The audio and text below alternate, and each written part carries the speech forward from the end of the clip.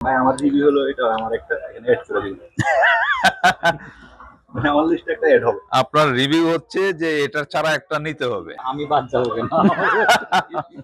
আসসালামু আলাইকুম ওয়া রাহমাতুল্লাহি ওয়া বারাকাতুহু। সুপ্রিয় বৃক্ষপ্রেমী ভাই বোনেরা, আমাদের মেহমানদেরকে নিয়ে আরেকটা আম আমরা রিভিউ করতে যাচ্ছি, যেটা হলো জিঙ্ক।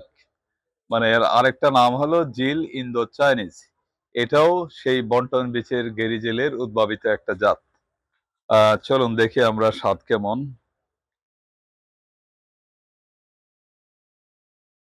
হ্যাঁ, বাহ, অনেক জুস। সবার হ্যাঁ, আপনি তো সিরিয়ালেই আছেন। হ্যাঁ, সিরিয়ালি হ্যাঁ, নাই রে। ভাই আমি কি রিভিউ দিব নাকি আমার একটা আপনি এড করতে বলবো? কোনটা বললে ভালো হয় আমি সেটাই বুঝতেছি না। এটা তো মনে হচ্ছে ওটার চেয়েও ভালো। হ্যাঁ, ওটা থেকে আরো বেশি মিষ্টি। বেশি মিষ্টি। ওটা বলেন ভাই। বিসমিল্লাহির এটা অনেক রহমানির ভালো রহিম। এবং টক এর মধ্যে কোনো টক ভাবই নেই। না টক তো কোনোটাতেও ছিল না, টক কোনোটাতেও নাই। আছে না আমার মধ্যে যে টক মিষ্টি একটা ফ্লেভার বলে না, ওই হুম। টকের এখানে মাইনাস টক।